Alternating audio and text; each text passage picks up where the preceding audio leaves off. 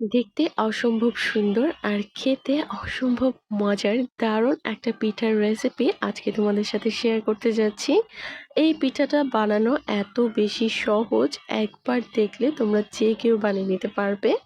আর এই পিঠাটা কিন্তু শুধুমাত্র তোমরা ময়দা আর চিনি দিয়ে বানিয়ে নিতে পারবে, আর কোনো উপকরণ কিন্তু লাগছে না। খুব সহজে একদম অল্প সময়ে বানিয়ে নিতে পারবে। কথা না বাড়িয়ে মূল রেসিপিতে চলে যাচ্ছি। প্রথমে একটা বোলের মধ্যে নিয়ে নিচ্ছি আটা। এখানে আটা অথবা ময়দা দুইটার একটা নিলেই হবে। দিয়ে দিলাম এখানে স্বাদ অনুযায়ী লবণ, আর দিয়ে দিচ্ছি এখানে আমি চিনি। চিনি পরিমাণ এখানে একদম ভর্তি করে 1 চা চামচ পরিমাণে দিয়েছি। আর এখানে দিয়ে দিতে হবে তেল। এখানে আমি খুবই সামান্য তেল ব্যবহার করছি না, সামান্য একটু বেশি ব্যবহার করতে হবে, 1 টেবিল চামচের মতো।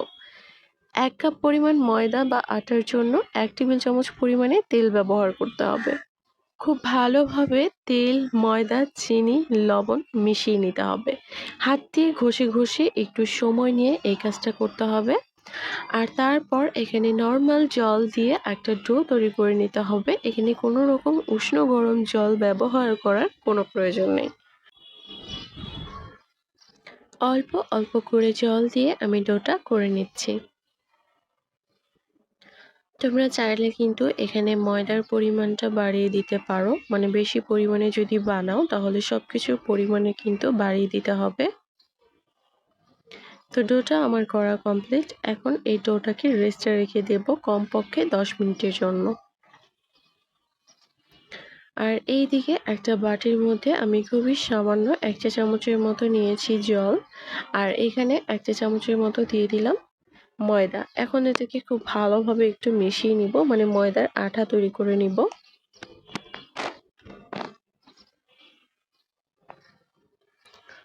ফিরে আসছি 10 মিনিট পর।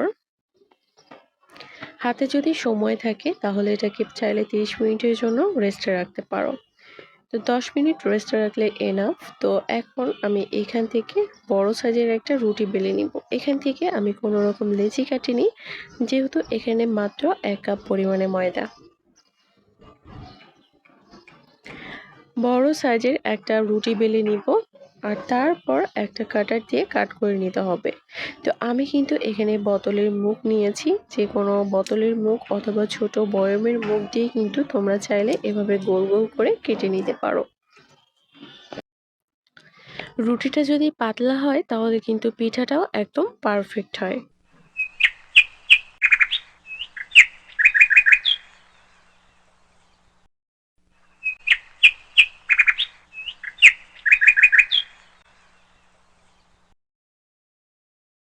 দেখতে দেখতে সম্পূর্ণ রুটিটাই আমি কেটে নিলাম। কাটার যে বাড়তি অংশটা আছে এটা কিন্তু আমি ফেলে দিব না। এইখান থেকে আবারও রুটি বেলে এভাবে সেম পদ্ধতিতে কাট করে নেব। আর এই যে গোল অংশগুলো কেটে নিলাম, এগুলো কিন্তু আমি এভাবেই খোলাভাবে রেখে দিব না, এগুলোকে অবশ্যই একটু ঢেকে রাখতে হবে। আর এই ফাঁকে আমি কিন্তু আবারও রুটি বেলে কাট করে নিয়েছি। আর এখন আমি এরকম একটা প্লাস্টিক নিয়েছি, আর প্লাস্টিকটাকে এভাবে 2 ভাঁজ দিয়ে সাইডের অংশগুলোকে কেটে নিচ্ছি। তোমাদের হাতের কাছে যদি টিন থাকে তাহলে তো খুবই ভালো, টিনের ভাঙা অংশ দিয়ে কিন্তু তোমরা এভাবে কেটে নিতে পারবে, সেই ক্ষেত্রে কাটিংটা আরও বেশি সুন্দর হবে। তো আমার হাতের কাছে টিন ছিল না, আমি এইভাবে প্লাস্টিক দিয়ে কিন্তু কেটে নিলাম। কেটে নিলে ডিজাইনটা সুন্দর হয়, তবে এটা পুরোপুরি অপশনাল, তোমরা কিন্তু চাইলে কাটিং করা ছাড়াও এই পিঠাটা বানাতে পারো। তো আমি এখানে যে ময়দার আঠাটা বানিয়ে রেখেছিলাম সেই আঠা দিয়ে কিন্তু প্রত্যেকটা খুব ভালোভাবে মাঝখান বরাবর একটু করে লাগিয়ে দিব, খুব ভালোভাবে এটাকে সিল করে দিতে হবে। তো এখানে কিন্তু আমি একটা পিঠার মধ্যে 4টা করে এরকম দিচ্ছি, 4টা পার্ট দিচ্ছি। আর 4টা অথবা 5টা পার্ট দিলে কিন্তু পিঠাটা দেখতে অনেক বেশি সুন্দর হয়। তো লাস্টে একটু ভালো করে চেপে দিতে হবে, আর এটাকে হাতে তুলে ভিডিওতে দেখানো প্রসেস অনুযায়ী পেছনের অংশ থেকে হাত দিয়ে খুব ভালোভাবে চাপ দিয়ে দিতে হবে। ভাজার সময় খুব সুন্দরভাবে একদম ফুলের মতো ফুলে উঠবে। তো এই পিঠাটার নাম দিয়েছি আমি কামরাঙ্গা পিঠা। যারা পিঠা বানাতে এক্সপার্ট তারা কিন্তু এটা বেশ ভালোই বানাতে পারবে। তো আমি এরকম একটা ক্লিপ নিয়েছি আর ক্লিপটা পেছনের অংশে এভাবে লাগিয়ে তারপর কিন্তু তেলের মধ্যে ছেড়ে দিচ্ছি। তেলটাকে ভালোভাবে গরম করে নিতে হবে আর তেলের মধ্যে ছাড়ার পরে সামান্য একটু দুলিয়ে দিবে। তাহলে দেখবে এই পাপড়িগুলো খুব সুন্দরভাবে ছেড়ে যাচ্ছে আর এটা দেখতেও কিন্তু সুন্দর লাগবে। তবে হ্যাঁ, তোমাদের হাতের কাছে যদি এরকম ক্লিপ না থাকে কোনো সমস্যা নেই, তোমরা কিন্তু সরাসরি পিঠাটাকে ছেড়ে দিতে পারো। সেই ক্ষেত্রে প্রথমে নাড়াচাড়া করবে না, তাহলে পার্টগুলো খুলে যেতে পারে, একটু পরে নাড়াচাড়া করবে। তো দেখো আমি কিন্তু এই ক্লিপ দিয়ে ধরে একটু নাড়িয়ে দিচ্ছি। খুব সুন্দর করে কিন্তু পার্টগুলো বোঝা যাবে পেছনের অংশ থেকে। একটা সাইড যখন হালকাভাবে হয়ে যাবে সেই পর্যায়ে আমি এগুলোকে উল্টিয়ে দিব।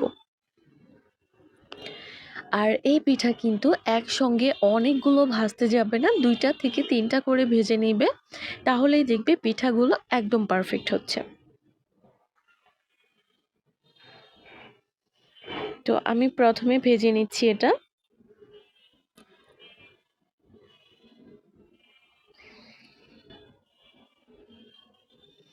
আরও একটা বানিয়ে নিয়ে আসলাম। পিঠাগুলো বানাতে কিন্তু একটু সময় লাগছে, কারণ সাইডে যেহেতু কাটিং করে একটু ডিজাইন করছি, এটাতেই যা সময় লাগবে, আর কিন্তু সময় লাগবে না। ভাজতেও খুবই অল্প সময় লাগে, আর ওপর থেকে শিরা দিতে তো কোনো সময়ই লাগবে না।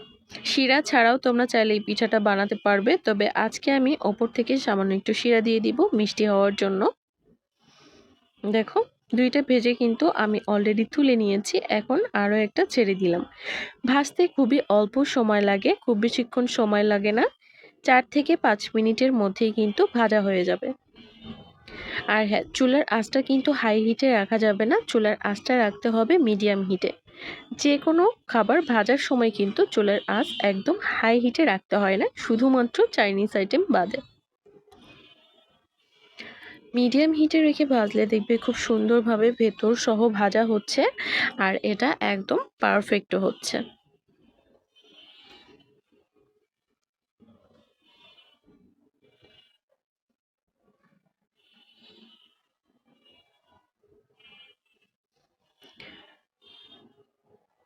আমি 2টা করে প্রথমে ভেজে নিচ্ছি। দেখো প্যানটাকেও একটু দুলিয়ে দিচ্ছি যেন পার্টগুলো খুব ভালোভাবে ছেড়ে যায়। তো এটা পুরোপুরি শক্ত হয়ে যাওয়ার আগে তোমরা কিন্তু চাইলে এই কাজটা করতে পারো। দেখো কত সুন্দর একটা ডিজাইন হয়েছে। ডিজাইনটা দেখতেই কিন্তু অনেক বেশি সুন্দর লাগে। অতিথি আপ্যায়নে কিন্তু এই পিঠাটা একদম জমে যাবে। খুব সুন্দর যখন একটা কালার চলে আসবে সেই পর্যায়ে পিঠাগুলোকে তুলে নেবে। তো আমি সবগুলো পিঠাই কিন্তু ভেজে নিয়েছি। আমার ছেলে কিন্তু অলরেডি 2টা খেয়েও নিয়েছে, আর বাকিগুলো এখানে আছে। তো এখন আমি এগুলোর মধ্যে শিরা দিয়ে দিব। আমি এখানে হাফ কাপ চিনি, সামান্য 2 টেবিল চামচ পরিমাণ জল দিয়ে খুব ভালোভাবে একটু জাল করে নিয়েছি, আর সেই শিরাটাই কিন্তু এখানে দিয়ে দিচ্ছি। মানে শিরাটাকে জাস্ট একটা বলক তুলে জাল করেছি, সেই শিরাটাই ওপর থেকেই দিয়ে দিলাম যেন এটা খেতে মিষ্টি লাগে। তোমরা চাইলে শিরা ছাড়াও পিঠাটা খেতে পারো। তো এখন আমি তোমাদেরকে একটা ভেঙে দেখাচ্ছি। দেখো কতটা মুচমুচে হয়েছে, খেতেও কিন্তু দুর্দান্ত স্বাদের। এটা তোমরা ট্রাই করতে পারো।